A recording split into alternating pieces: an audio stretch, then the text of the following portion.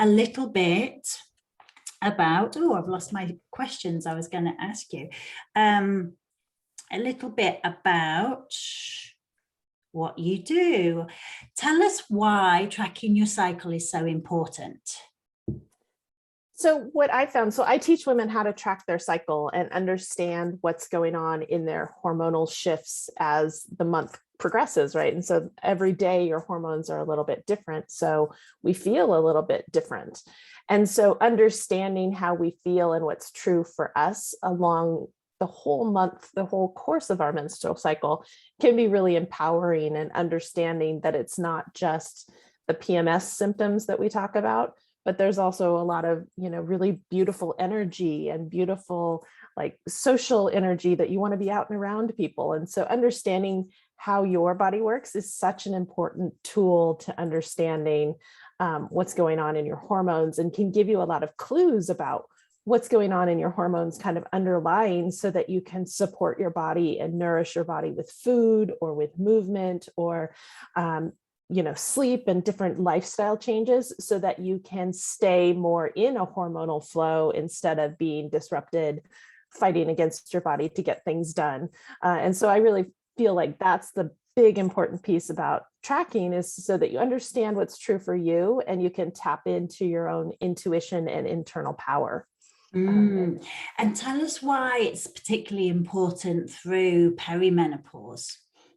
Yeah, so I think it's really important to get to know your cycle before things start having these bigger shifts. And so the earlier you start kind of understanding what is a typical cycle for me, because not every cycle is the same for each of us, but what's kind of my flow, what's my rhythm.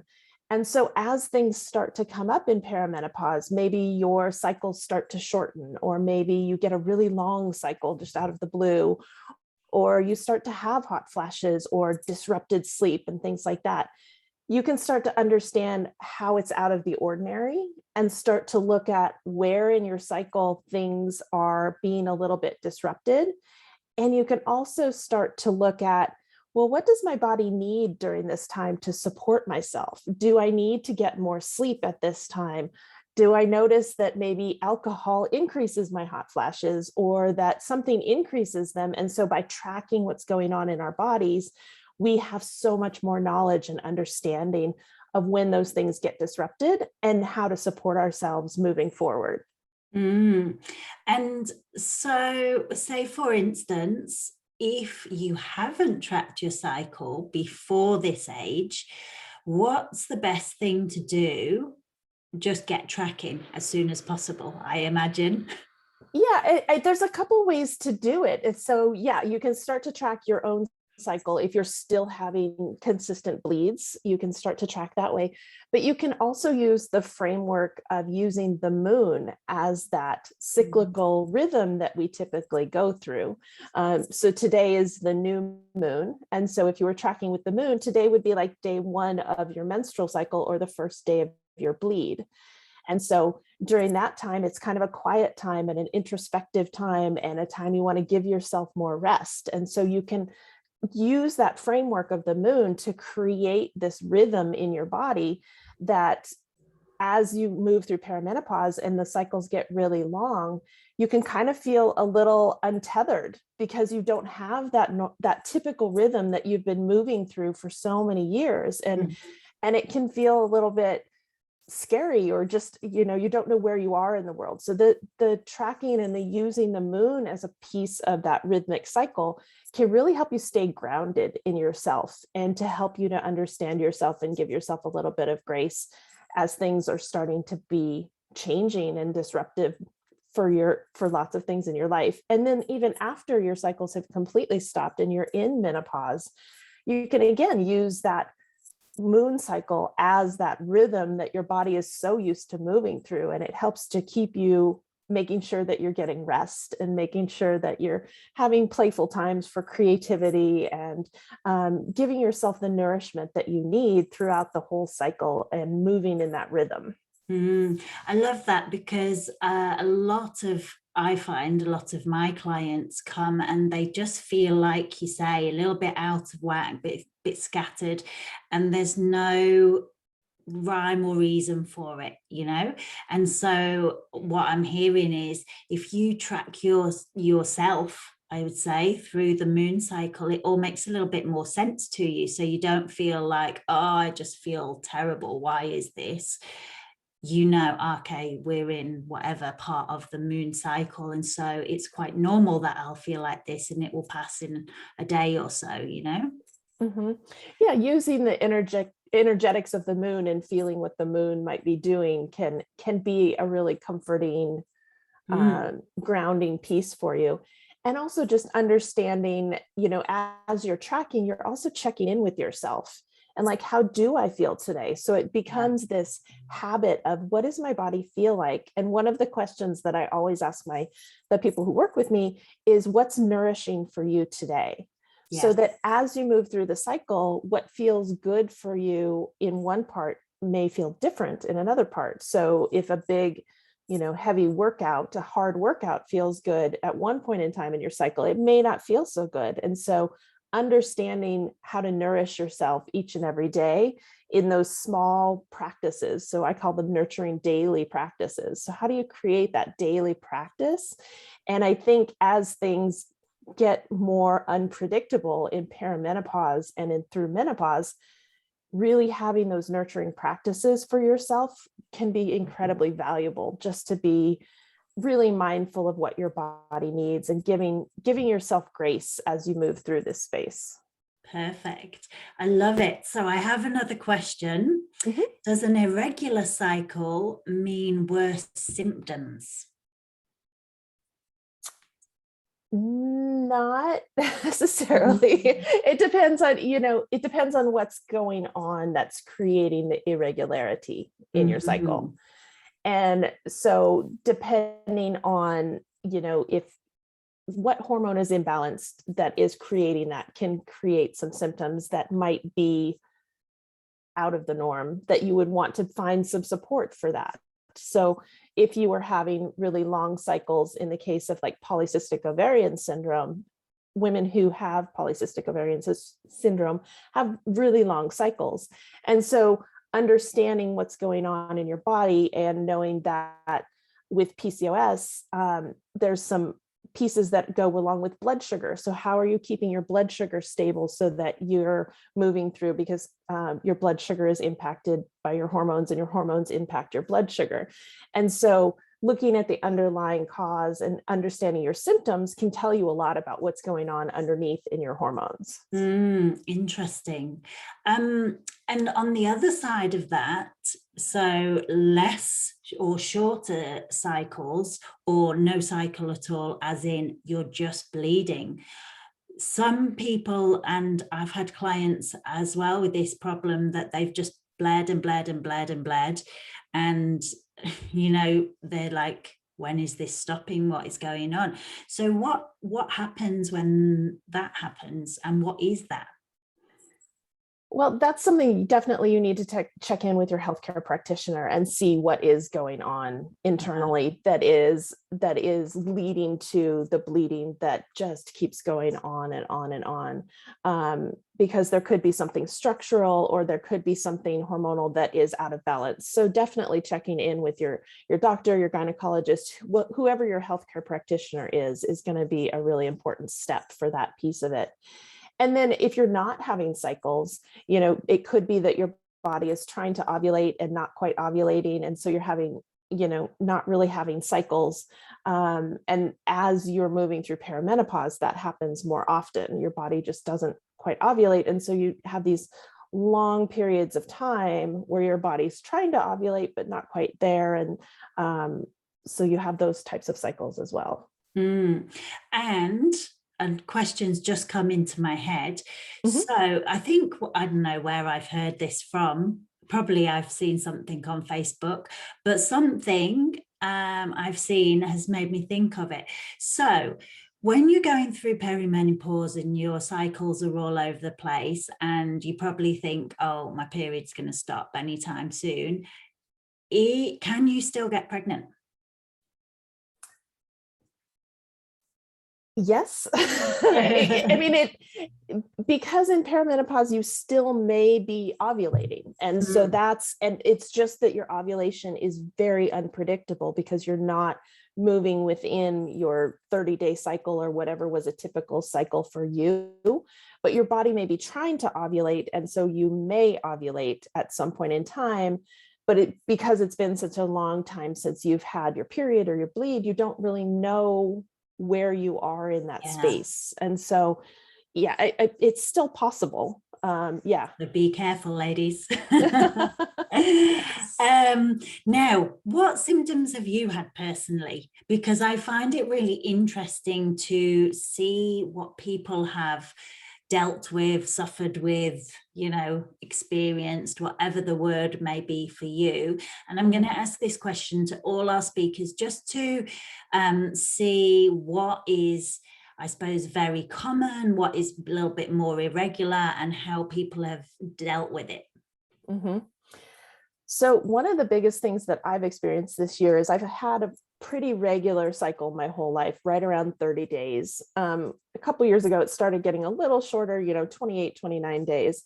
But this year around February, it started moving towards like a 26-day cycle, which all of a sudden it felt like, why are we here again? Like, why am I bleeding again? This seems really soon. And so even though I was, I'm tracking my cycle and I'm aware of what's going on in my body, everything felt rushed and everything felt so different. And so when I was talking about that sense of being untethered, I really felt like that grounding force that I had, my knowledge of my cycle that I had just got thrown out the window. And so I was feeling just a little bit lost didn't understand what was going on in my body, didn't know when my cycle was starting. Was it just one cycle? Is it going to be 3 cycles? Like not knowing, and expecting it to be maybe 1 cycle and then go back to what I would call normal for myself.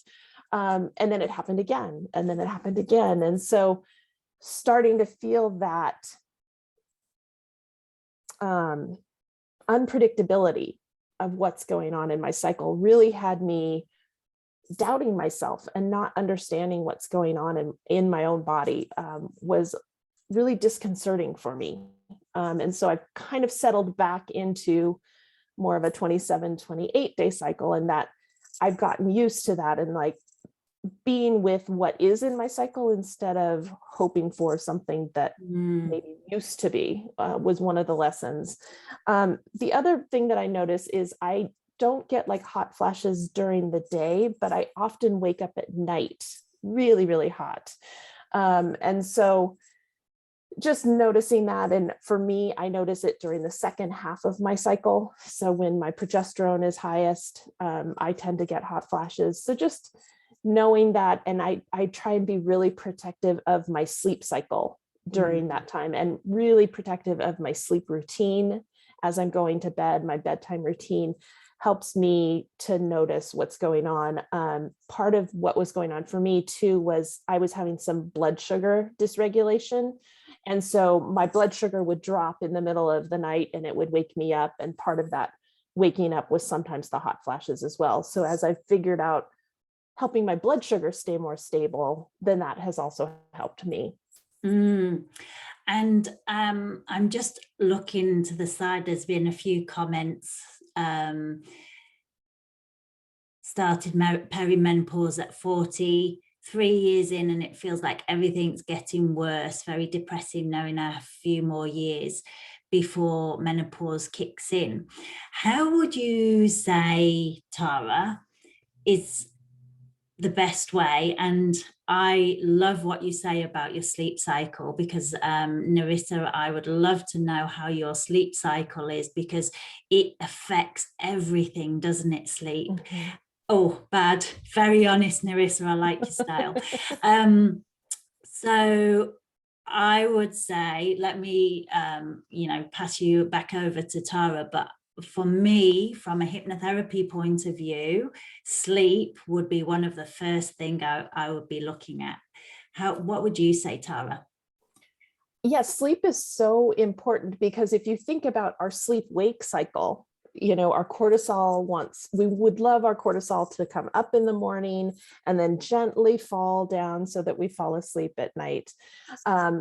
But sometimes that gets disrupted. And so our sleep cycle gets disrupted, and our circadian rhythm really is that kind of primary cycle that happens in our body.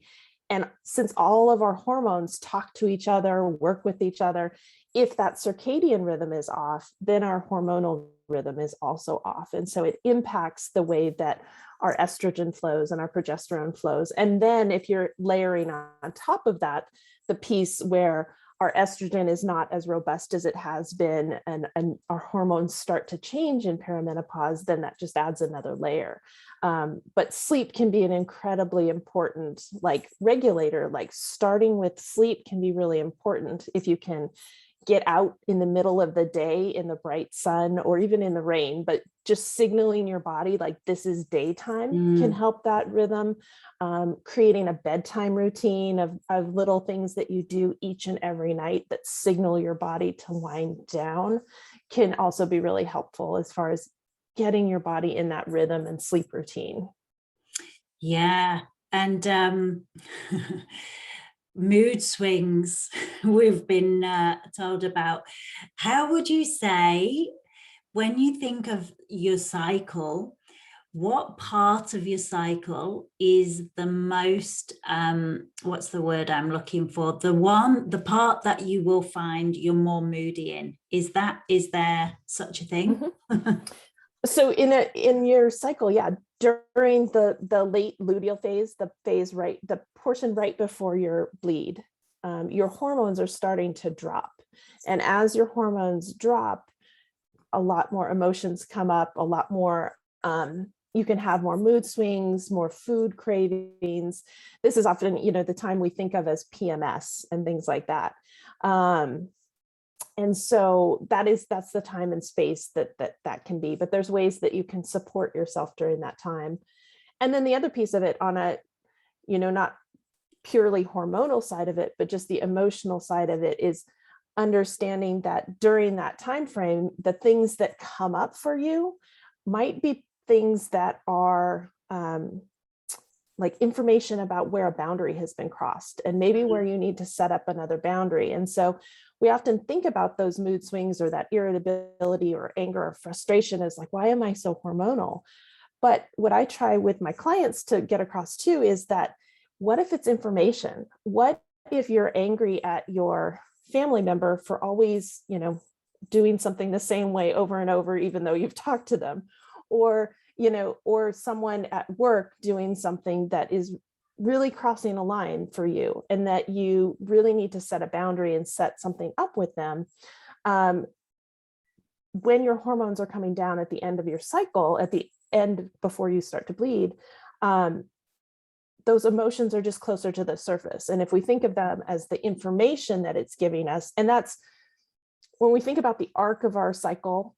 And so we start at menarche and then we move to perimenopause, thinking of that as our monthly cycle. So perimenopause is that time, is those, that time right before we transition into menopause, is that kind of PMS type time, if you think about the arc of the cycle. And so these things come up more and more for us, and we're kind of cutting away the things that no longer work for us and setting up boundaries. And so when we move into menopause, we are more fully who we are. I love that, because I think a lot of the time we do, just with life in general, not just menopause, but I think we think, oh, I'm this, or oh, I'm that, or I'm not good at this, or I'm not good at that, or I'm too moody, or I'm too tired, or I'm too fat, or whatever you think. And I like to think of it as our body's way of telling us you need to deal with something, and if you don't listen to your body, you'll get more tired, or you'll have more headaches, or you'll get fatter, whatever the problem that you see. If you don't listen to what your body is trying to say, and often it's a stress response, Mm-hmm. and change whatever it is that you are, challenged by or struggling with, then it's always going to get worse and worse and worse. Whereas if you listen to your body and think, okay, well, what's it trying to tell me, and it may be, this is a very simple explanation, but it may be that you're just very moody, and like we were just saying before, you're not sleeping properly, and your body is saying, I'm going to make you moody until you learn to sleep properly. And then everything will have been set right in your body while it needs to in sleep cycles. And then you'll wake up and be fresh and happier. So it's almost our own fault for not listening to our body. So ladies, listen to your bodies. I think that's true, that if we don't listen when our body is trying to talk to us, our body will start to scream. And so things get more and more. The other piece about, what's going on with our mood is so many of our mood hormones, like serotonin, are made within our gut. And so if we have disruption in our gut health, that can really impact what's going on with the way that our moods are. And, estrogen and serotonin are closely linked. And so if there's a disruption in one or the other, they can disrupt each other. And so the menstrual cycle can be linked to the your moods, because all of the hormones in our body work together so closely. And so, but the piece of looking at what's going on in your gut, are you digesting your food well? Are you chewing your food well? Are you getting a wide variety of colorful foods? Are you eating foods that are maybe creating inflammation in your gut, and maybe that's disrupting your gut in different ways? And so looking at that piece of it as well can be another side of looking at what's going on in your mood. Love it. And eating slowly, such a underrated piece of advice. We're so used to, scoffing our food as quickly as we can, and then we don't give our bodies a chance to actually digest properly. Yeah, and there was a study too that you need to chew your food like 40 times. I am terrible at this as well, but that you don't have teeth in your gut. There's no teeth in your stomach. Your stomach is not able to break down the food pieces. And so the more that you can chew your food, the more nutrients will be available in the food that you're eating too. So, and eating mindfully and more slowly is a big piece of that.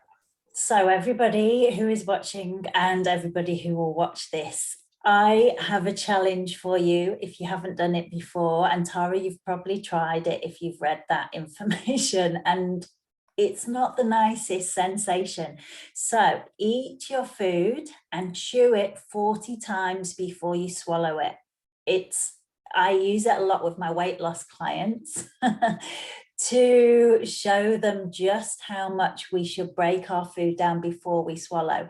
It's quite an eye-opening experience if you haven't tried it, and it's good to try a new thing every day. So that's my challenge for you. If you have your breakfast or lunch today, chew 40 times every mouthful. It takes forever.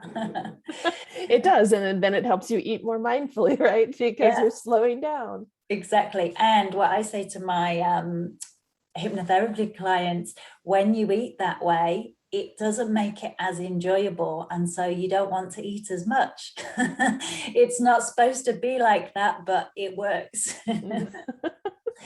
Okay, so I'm just looking through to see if there was any other questions. I think I've asked them all. So what I'm going to ask you, Tara, is if you had one piece of advice or wisdom to give everybody, what would it be?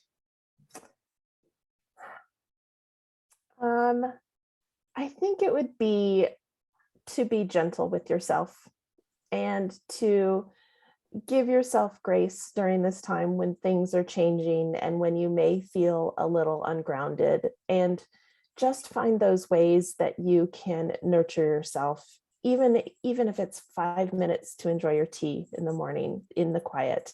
Little things make a really big difference, and giving yourself a little grace and understanding as these big shifts are happening in your body, I think is really the piece that I would give people. Brilliant. I love it. I was just looking to see whether Daniela is here, but she isn't. So if you have a few more minutes, I'd love to chat to you more. Yeah, that's fine. I can stay for a couple more minutes. Everybody who is watching now, if you have any specific questions that you haven't asked already that you want to ask, feel free to pop them in the chat box and I can ask Tara. I think I want also, because I know a lot of people will have teenage daughters who are watching, I want to let them know about your teenager workshops. I don't know even what they're called. So tell us a little bit about them, Tara. So my program is called Tracking with Teens. So all of my programs are called Tracking with Something. So for adult women, I have Tracking with Friends or Tracking with the Moon. And then for teenagers, it's Tracking with Teens. And it's set up as a 6-week program. And each week we go through a different phase of the cycle to understand what's going on in our hormones, understand what's going on in our energy, and understand how those things shift throughout the month so that, again, we're not just noticing the PMS symptoms and the bleed of our cycle, but we're really noticing the fullness of the experience of our whole cycle. And as you said before, like thinking about it as something that's really powerful for us and trying to reduce the shame that we feel around it. And so that's that program that I have set up right now. Just really introducing teens to their periods in a different way. And so they understand their bodies more completely than often we get in our health classes, you know, when we are first starting into puberty. I feel like those classes are lacking, or just like, okay, you're going to have a period and a bleed, and here's something to take care of it. And that's about it. And so not really understanding why you might have mood swings or what you can do to help yourself when you are having big emotions, and ways that you can help yourself sleep and what a difference it can make in your cycle. So really helping teens to understand all of those aspects. Because I feel like if we had been taught that when we were at school, life would be different now. Like listening to you, I don't know about everybody who's listening, but your knowledge on the hormones and, you know, how everything works together, I feel like that is how we should all know about our cycles.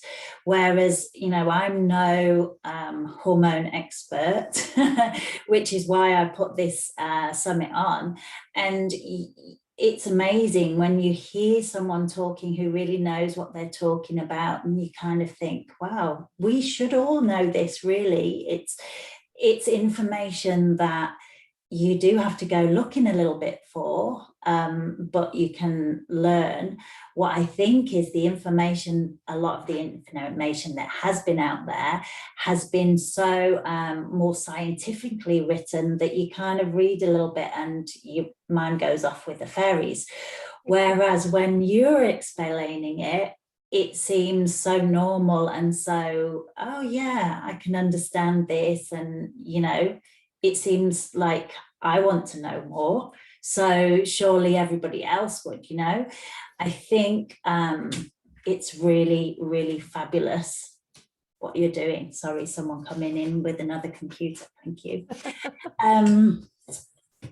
Where Nerissa saying she's agrees to see it in a more positive way instead of, oh, that's why I'm overeating. I think that is a massive thing, to see it more positively and look at everything as, you know, this is not just doom and gloom, it's just body's messages. And okay, how can I look around it to see it in the more positive way and make it a good thing for me rather than terrible? Yeah, definitely. Fabulous, fabulous. I don't think we have any more questions. Let's see if Daniela is here. Tell us, Tara, how does everyone get in contact with you? And I will be sending all your contact details and everything. Tell us a little bit about your freebie as well, because that's very exciting. So the freebie I have is I have designed a menstrual cycle tracker that you can start to understand what's going on in your own body. And so that you'll get the link for that. But if you want to stay in contact with me, you can find me on my website, which is taramccannwellness.com. Or I'm on Instagram as well, and that's the place I'm most active. So at Tara McCann Wellness, you can find me on there as well. If you want to connect, send me a DM or an email through my website, and I'd be happy to answer any other questions or just chat with you in those spaces as well. Fabulous. Because sometimes, you know, when you're in summits like this or listening to workshops, all the information goes in and your brain processes, and then a few days later you think, oh, I should have asked this, oh, I should have asked this. And I love it when, you know, presenters are open to people getting in contact and asking more questions. I know always when I present, I love it when people get in touch again afterwards to have a chat and to ask more questions, because to me it says that I have touch someone in some way. And so please don't feel that, you know, you're bothering us in any way. We love to get questions and we love to help. So feel free, if you have questions, to ask Tara. As you can see, she has the world of information about hormones and menstrual cycles. I'm very excited to have had you, Tara. Thank you so much. And everyone's saying thank you so much. Sending you little flowers and stuff. So enjoy the rest of the day, and we will see you hopefully, if we can set up a time that is right with time differences, hopefully sometime in the Facebook group in post summit. I will see if I can find a time that works for all of us, so that would be great. Fabulous. Right. Thank you so much, Tara, and we will see you soon. All right. Thank you all so much. I appreciate the opportunity to come speak with you. Bye. Bye.